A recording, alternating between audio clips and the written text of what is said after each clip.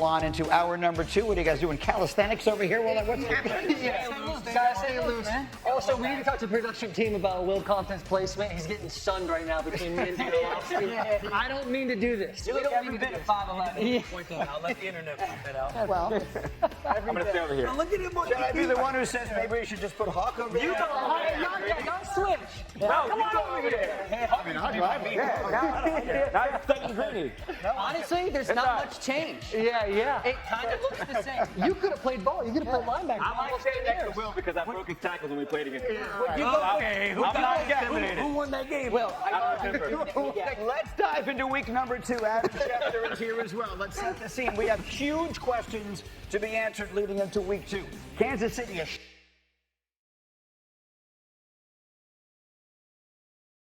showdown, Super Bowl rematch with Philadelphia. Will they have Xavier Worthy? Schefter.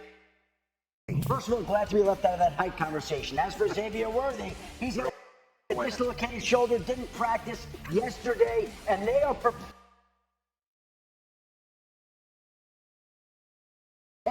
not to have him for Sunday's Super Bowl rematch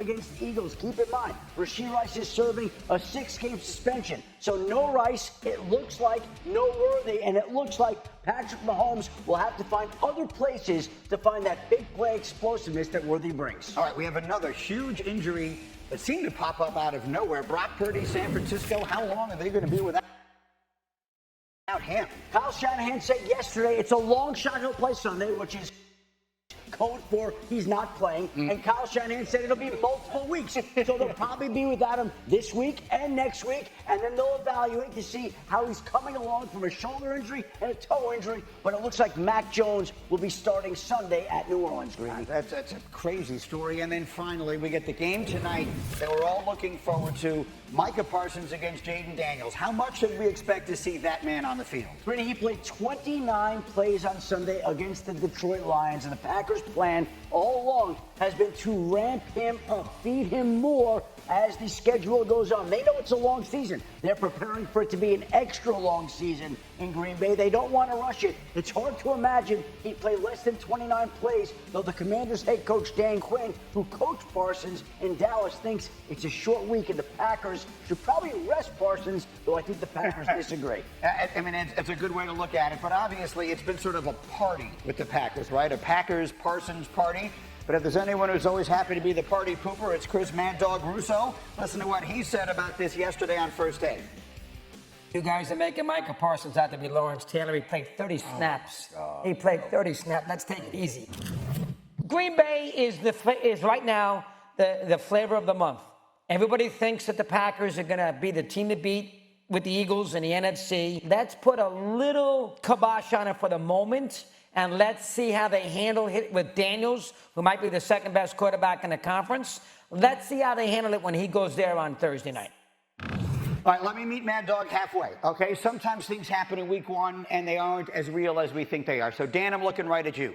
Coming off of week 1, we'd say to ourselves, Micah Parsons is going to make the biggest difference of any player who would change teams in the entire NFL, and the Packers look like the team to beat in the NFC. Are those actually true? The team to beat in the NFC is the Philadelphia Eagles. The team that I think is most equipped to beat the Eagles is the Green Bay Packers. His impact in week 1 was tremendous.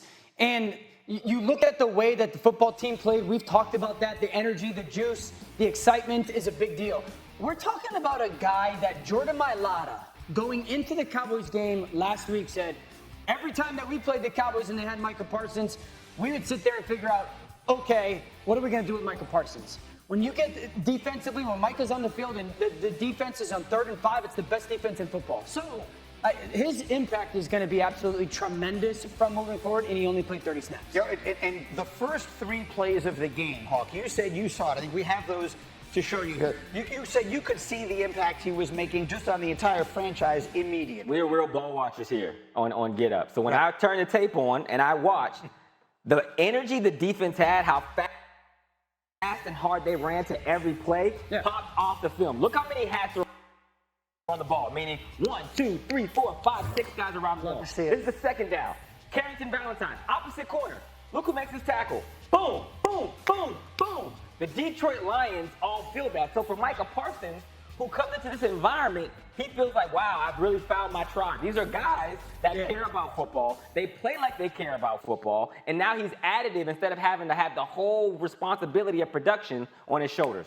They talk about how excited they are in Green Bay, and they have every reason to be excited in Green Bay. You see it with the moves they made in the draft and now with Micah Parsons. Micah Parsons coming into this franchise and this defensive side of the ball is not only making the defense better, but he's elevating everybody else around him. So a guy like Rashawn Gary, who's sitting there on the opposite side, not getting as much attention, will have a lot more one-on-one blocks. There's going to be a lot more production for everybody else around Here's what I find myself thinking, Will. I find myself thinking Jaden Daniels is watching and listening to all of this and thinking, I've got him right where I want him. The whole world is talking about them. The whole world is talking about Micah. The whole world is talking about the Packers. We're the team that went to the NFC Championship game a year ago, and they've all forgotten about us. What does he have in store for the Packers tonight? Micah Parsons? No, what does Jaden Daniels have in store for the Packers? Quarterback for the Commander. Quarterback for the Commanders. Jaden Daniels has got to play his game. You look at last year, and look, everybody's going to be on the Packers in this game. But you look at Washington coming in, they have the veterans, they have the unit on defense. Their run defense was the top performing run defense last week. Jaden Daniels, if they can live in that third and manageable to where he can create plays with his legs, dude's dotting the ball over the field. We can't have drop balls. I think there were 3 last week. But Jaden Daniels is as electric as anybody in the league. You look at the Hail Mary last year against the Bears. You look at the game-winning drive against Philly. You look at going into Detroit, backs against the wall and making plays happen. I think the Commanders are in a great spot. You don't want to play against a Micah Parsons defense in 3rd and 5 or more. It's the best defense in football when that's the case. The 2 things to pay attention to tonight when Washington has the ball, Green Bay on defense. No huddle for Washington's offense. It's what they do best, and they do it more than anybody. You're going to try to tire Micah Parsons out. He's still getting acclimated to playing football. We're going to make you run sideline to sideline. So you're going to see no huddle, kick the ball to perimeter. You're going to run all the way there, Micah. Do it again. And so can we get him off the field? Okay? The second thing is this, and I go back to when Micah was with the Cowboys and he would play against Jalen Hurts and Lamar Jackson and Patrick Mahomes. And sometimes they wouldn't even block him. They wouldn't even block him, those teams. And so I want to see tonight this Cliff Kingsbury put Micah in conflict where instead of thinking you're going to dominate him, make him think while he's tired. Put him in that zone read situation where he's got eyes on Jaden Daniels and then he's got eyes on Deebo Samuel and he just ran sideline to sideline 4 plays in a row and he's gassed and it's like, oh my gosh, and then we crease him. And so that's what's to watch tonight. How defensively he and the Packers handled the no huddle and then how much their eyes are obsessed on Jaden Daniels and Deebo Samuel. And does that free some stuff up for other people? I think a lot of things, people are revolving a lot of conversation around how many snaps Micah Parsons is going to have. It's like, how many snaps can we make count for Micah Parsons? Because we know Matt LaFleur, friend of the show, he's probably watching right now, getting a kick out of all the smile on his face. He's taking notes. You know Dan Orlovsky knows his stuff. Yeah. So he's going to say, okay, let's put Micah Parsons in a position to be effective when we get him in 3rd and 5. Right. So having more snaps is not necessarily more important. It's how can we make Micah Parsons the most efficient we possibly can. He might not be on the field a ton on first downs, second downs. Yeah, why not? Because you might get gassed by 3rd down and then he's off. Well, there's a guy who didn't have a training camp, had basically been playing football for 10 days, and now he's got 2 games in 5 days. Yeah. So I'm really not sure what to expect on that front. But I am fascinated by watching Daniels in this spot. I mean, we could put the picks up on the screen here. We only have 1 Commander helmet is what I was told ahead of time, and it belongs to Will. Very quickly, what do you see, though, from Jaden Daniels tonight? I mean, I think Jaden Daniels gives the Packers a run for their money. I like the Packers, obviously, from the graphic, but at the same time, when you watch them in week 1, they had trouble getting down the field. Jaden Daniels is the best short to intermediate thrower in the league, but it takes him a couple games to start connecting down the field. And he had the same issue last year as a rookie. Why do you like the Commanders tonight on the road, Will? Because I love the city. I love Washington. That's where I cut my teeth in this league. If it's going to be week 2, me on Get Up ESPN, and I'm picking the Washington Commanders or the Green Bay Packers, I'm a loyal dog. I love where the Commanders are at right now. Keep talking about the Green Bay Packers. Because I'm telling you, Washington's coming this Thursday. Dan looks like a president with his bodyguard. We're watching all this Micah Parsons film, not to mention the 1 sack, 3 pressures, one that caused an interception. He's out there running like a madman.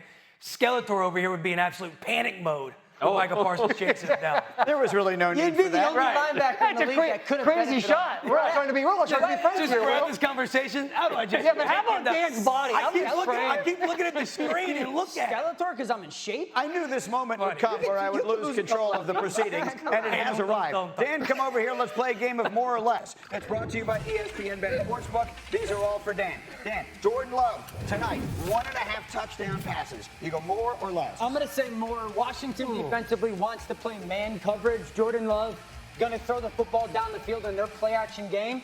While Jalen Hurts is very good at doing it, I think Jordan Love is equally, if not better, throwing the ball downfield. So I'm going to go Jordan Love more. Dan, 77.5 rushing yards is the number for Josh Jacobs. You going more or less? I'm going to say less, and that's because I think you're going to be aggressive throwing the football if you're Green Bay. I think that the Washington Commanders want to put bodies at the line of scrimmage. They want to trust their man coverage, and I think Josh will be stymied a little bit, and Jordan throwing the ball downfield will be the main story. And so then we get to Jaden, and that's 276.5 total yards. So that's passing plus rushing yards. You're going more. Yeah. So to recap, we're going to go with Love, 2 passing touchdowns, Jacobs under 78 rushing yards, and Daniels more than 276 total yards. That's a parlay right now on the ESPN Sportsbook app at plus 447. Look for the more or less featured parlay on the homepage and in the parlay lounge. In the meantime, we've got the betting covered. We've got the fantasy covered. No one loves this stuff the way Adam Schefter loves this stuff. So, as people are looking at their lineups and making their decisions, give me 3 fantasy plays you love this week. All right, Greeny, here's 3 guys that I would look at to play this week if you could in your lineup or in fantasy sports, whatever it may be. Christian McCaffrey with the 49ers. Devontae Adams with the Rams. Zach Charbonnet. Devontae Adams has got a major rapport going with Matthew Stafford. Already, he's looking in his direction. So you have to figure he's going to score big. Christian McCaffrey without Jawan Jennings, without George Kittle. Somebody's got to produce offense for the 49ers. He's going to be the simplest way to do that. And Zach Charbonnet very quietly took away work carries, play time from Kenneth Walker last week. They have a tough matchup in Pittsburgh. Zach Charbonnet is going to be more involved this season, as we mentioned on Sunday Countdown, in the Seahawks offense, and that will continue on Sunday. It's a fascinating matchup. Mike McCarthy, we'll see what that defense looks like up against Aaron Rodgers, who threw 4 touchdowns.